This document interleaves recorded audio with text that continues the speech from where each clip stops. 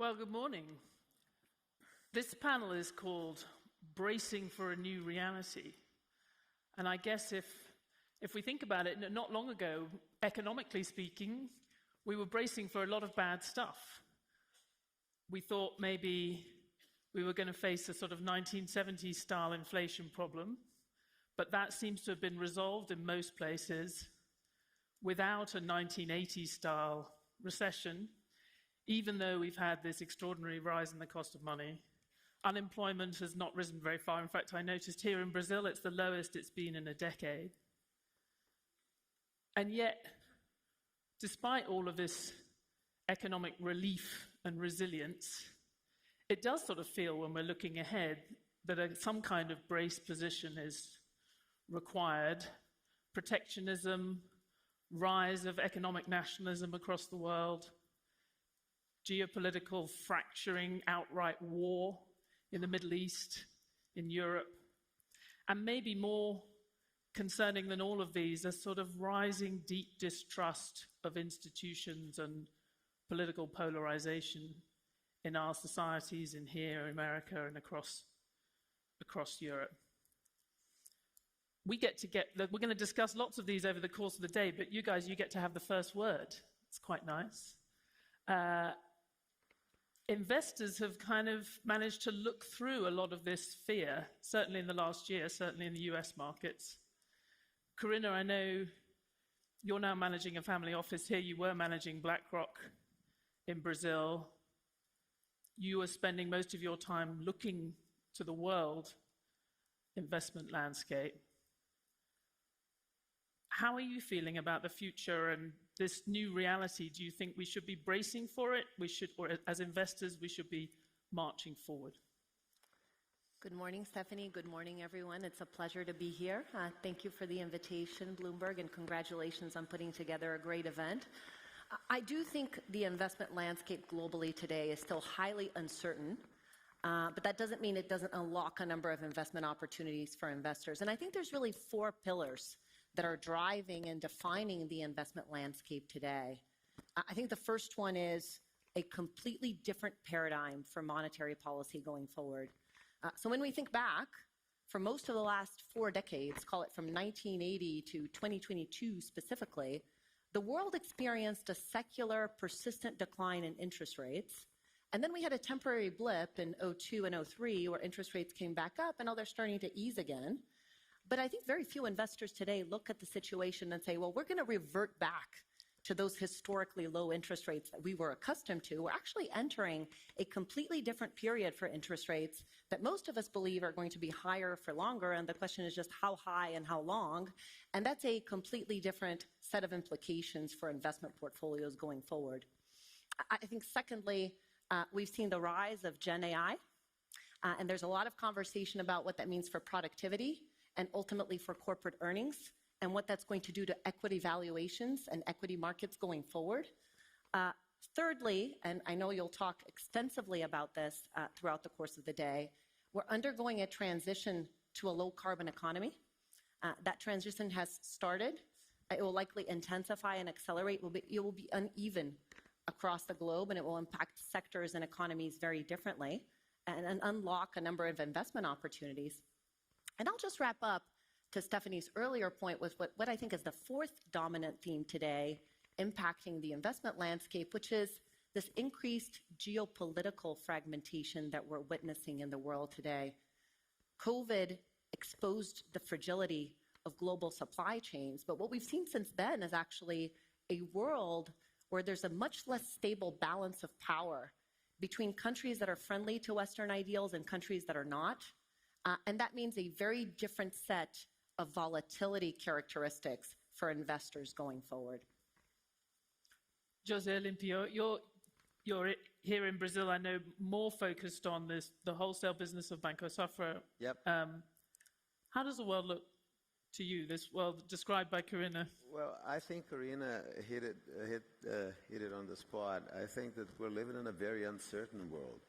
Now, during my lifetime, I've never witnessed 2 wars going on at the same time. The perspective of one of them getting much more serious, with the involvement of Iran and a broader conflict in the Middle East.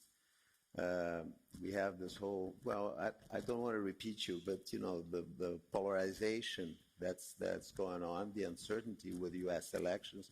What's the world going to be after the election? What are the impacts of one candidate's policies and the others? But it's interesting because at the same time, we had the S&P reach record after record this year. So, and we've seen business continue to invest and to develop, and so even though we're living in a very uncertain world, it seems that business and investors have continued to move on with their objectives. We recently saw two major foreign direct investments in the Brazil infrastructure sector. So it's a way you can look at the world right now as half empty or half full, because there are plenty of opportunities. Generative AI, for example. I mean, you can look at it as a way to increase productivity enormously, but you can look at it as a way of what's it going to do to the workforce and to unemployment and to all of that. So, and that's all to be seen. And when you look at Gen AI, you went back to the Industrial Revolution and to many other disruptive technologies that went on and that, made people think that labor was going to be no longer that much essential. And, we all reinvented ourselves. Services sector grew. And I remember meeting Mike 6 years ago in New York, and he's saying that I'd be happier, I'd be calmer now if my son were a plumber or a cabinet maker than a lawyer or a general practitioner in medicine, because he'd be much safer with his job. But that's how the world lives. And I think that it's interesting because we're learning to live with uncertainty and with potential risks, and that's not affecting the world's ability to move on. Well, I wanted just to follow up on that, José Olympio, that one of the things that we've thought, and Bloomberg Economics has done some work on this, is with all the uncertainty, with all the fracturing, the throwing up of the cards in the global system also opens up possibilities for new countries to benefit, find themselves in a good position. And very high on that list, you would think, would be Brazil. Yeah, absolutely. Especially in the context of a new government that has taken quite a lot of steps that should be reassuring to investors. We've seen inflation come down. We see now, just for a recent upgrade on the rating, just a notch below investment grade here.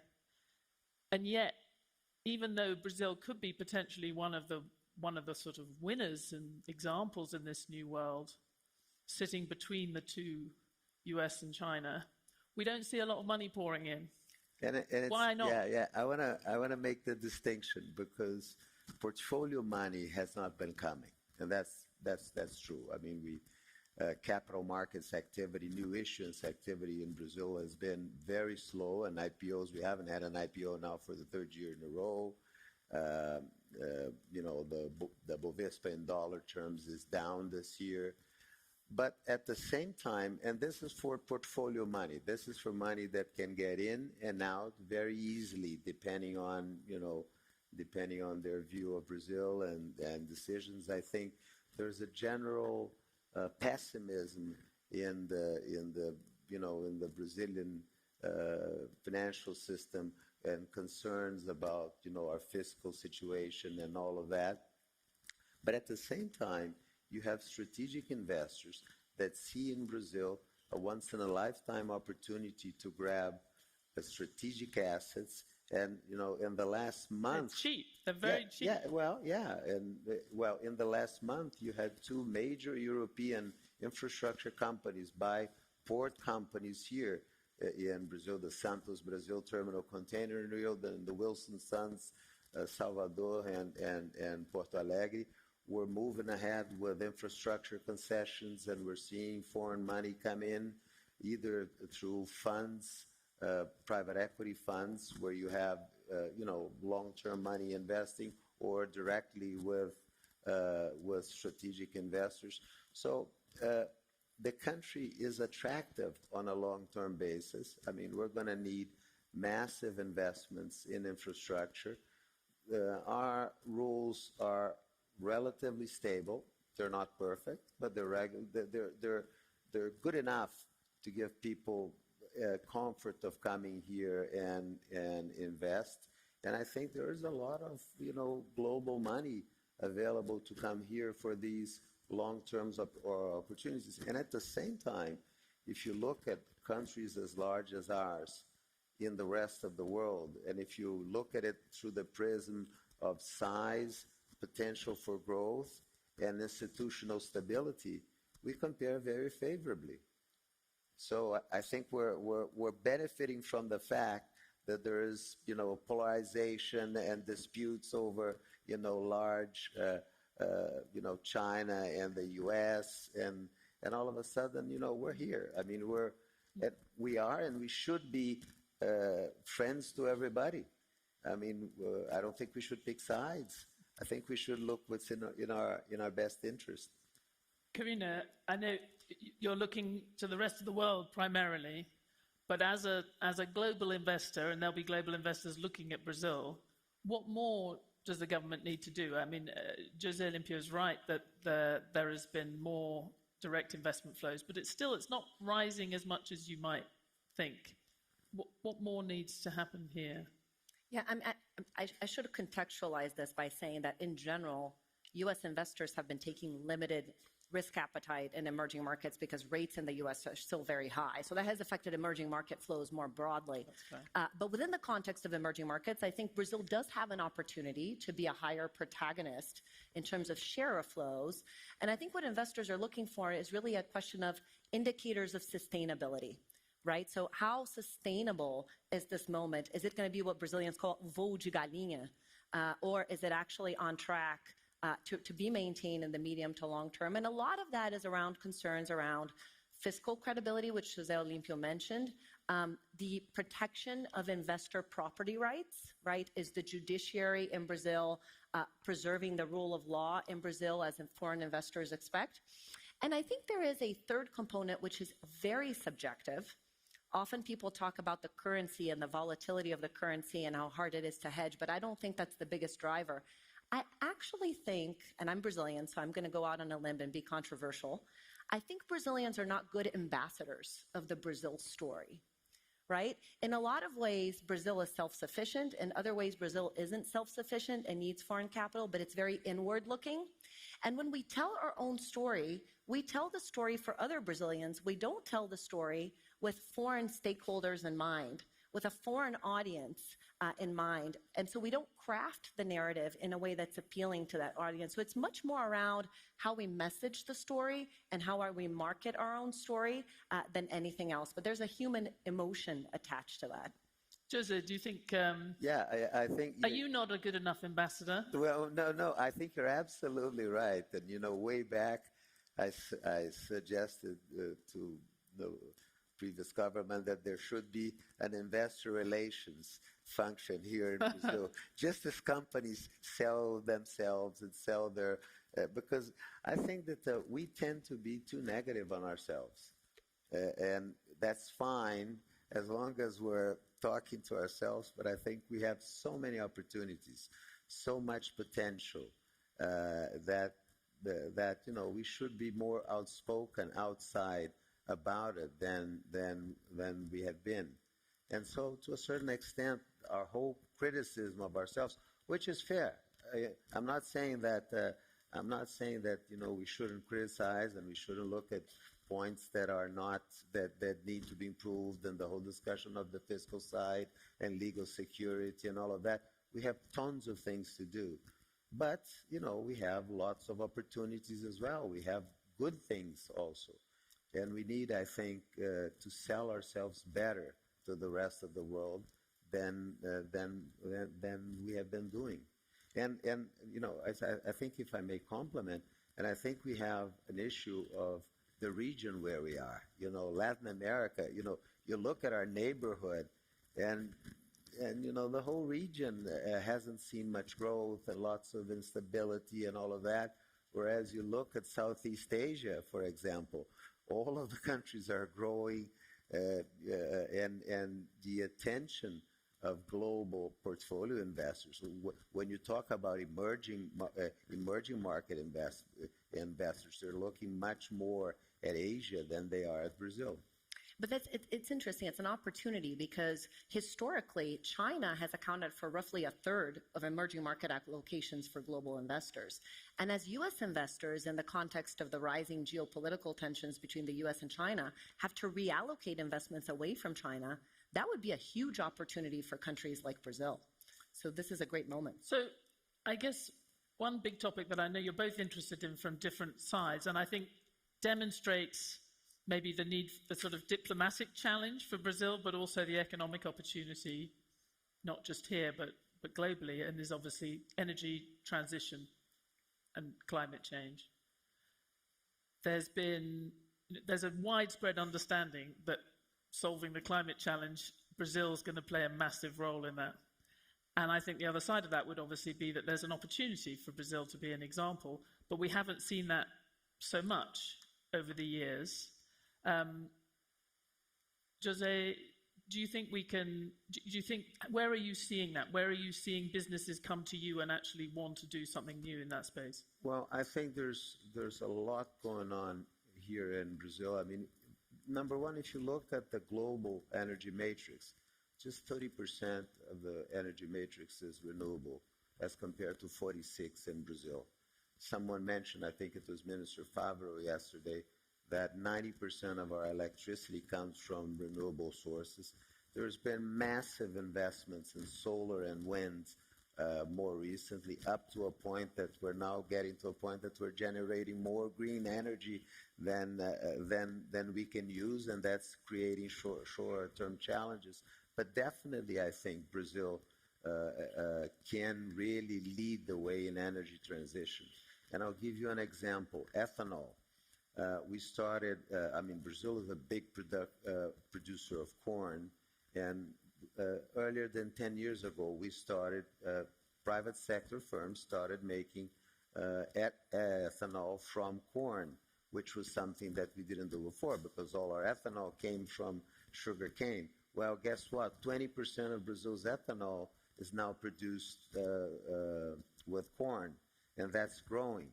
So we have an opportunity of creating, renewable fuels and biodiesel and green energy. And I think that may give us even an opportunity to reindustrialize ourselves based on green energy. Green steel, using sustainable sources of energy for making steel, and other industries, selling the products based on the fact that they're made with sustainable energy, with green energy. And I think that's an opportunity. So I think we're in the middle of a big transition. And when you look at it globally, I think we're very well positioned to take the lead in that sense in the energy transition. Karina, we don't have a huge amount more time, but I wanted to sort of take us back. I wanted to focus on Brazil in this session because I think it's important. We're here, but also there's some very interesting debates that we might not get to later in the day. But you started with that much broader point about the rising cost of money long term. And we've done, in the Bloomberg Economist, we've done a lot of big studies on this suggesting the same as you, that there's going to be a manageable but significant increase in the long-term cost of money. How is the climate challenge contributing to that? How should we think about globally here in Brazil, the demands that requires, the funds required for that, how that may feed into the rising cost of money? Sure. I think the transition to a low-carbon world is inevitably going to drive much higher levels of spending, and that is inflationary, right? So when we think about we need to spend to adapt to new policy environments like the Inflation Reduction Act in the U.S., We need to spend to develop and commercialize new greening technologies and eventually get them to scale. We need to spend to adapt to evolving consumer preferences, like preferences for electric vehicles. All of that is going to drive a lot more spending. There's all sorts of estimates about how much more, but they're all a lot more. It's really like orders of magnitude of a lot more. So it is my belief, for example, that we'll be spending double the rates in the energy sector, from roughly $2 trillion today to $4 trillion in the future annually than we are. So that's a meaningful, extraordinary amount of spending, which is going to increase the cost of money. And it's happening at a time of record public sector deficits, right? Governments are very strained. So there is a very, very large role for private capital to play in that equation in order to actually provide that source of financing. I would also add that in addition to increasing spending levels and being inflationary, at least in the short term, until those new technologies start to gain scale and the cost of the technology comes down, which might ease some of those inflationary pressures, but at least in the short term it's inflationary, I would add that it's going to massively reallocate capital flows for the future, right? Because today, developed markets are leading the way in the energy transition, but emerging markets are going to play a very, very large role in the future. They're going to be at least half of the carbon dioxide emissions over the next few decades, and emerging markets have a much higher source of cost of capital. And so that's going to be very impactful for portfolio allocations. José Olympio, when you think about the sort of sectors that people should be focused on, if you think about where the potential upsides might come from in Brazil, when you talk about the glass half full at the beginning, where is there opportunity? Number one, infrastructure. I think we need massive investments in infrastructure. We're going through the process of privatization of our water and sewage system, where we're way behind. Just to give you a statistic, less than 50% of people have treated sewage, which is appalling in the 21st century in Brazil. And ports, roads. Our agricultural production is 2,000 kilometers away from ports. So it's critical that we have efficient logistics, efficient infrastructure to be even more competitive with our agricultural products. Energy transition as well. I mean, you've seen massive investments in ethanol from corn positions, companies that started 7 years ago and now are worth in the tens of billions that have, basically taken advantage of this opportunity. So I think that I would say that these are the two most interesting sectors at this stage. As far as green energy, I think we're going through a phase where, we've invested ahead of demand, and we're going through the pains of finding demand for all the green energy from solar panels that's been created. But that's going to be resolved, because that excess green energy can always be used from Bitcoin miners to, green hydrogen plants and uses of energy, because the challenge of solar is that the energy is not continuous, right? So you have to find demand at the right time. And I think that the other part is the development of technology. Solar, the cost of solar panels went down dramatically in the last 10 years, which made it competitive. Now I think that the next challenge is batteries, and storing energy. Sorry. No. Well, yeah, we have run out of time, but I know you care about this, and I think it's relevant to just ask you very briefly at the end. I started talking about the success of particularly the US economy, but the resilience in general of the global economy. Of course, the nagging fear that we have when we look at the US is this is a country that has been more economically successful than many countries, risen to many of the challenges that we've talked about here that Brazil has struggled with, other countries have struggled with, and yet not brought its people together, not brought large parts of society along with that success. And you have this polarization, which is clearly a very troubling issue in Brazil as well. I just wonder whether you worry that even if you rise to these challenges in Brazil, that polarization will come back to haunt you. Well, I think that Brazil has chosen to have a very significant welfare program, the Auxílio Família, that basically, has risen from 50 billion reais a year to 160 billion. So we have a big investment in taking people out of poverty and so on and so forth. But I think that the challenge is not, doling out money. The challenge is how do you incorporate this workforce into, services industries or things so that people can have a decent standard of living. And that's a challenge, and that's what we want. Karina, José Olympio, thank you so much. I think we've got into a lot here. Many of things will be picked up over the course of the day, but you've got us off to a good start. And José Olympio, I think you've given us the bombshell news that Mike Bloomberg would prefer his kids to be plumbers, which none of us knew. Thank you very much. Thank you. Thank you.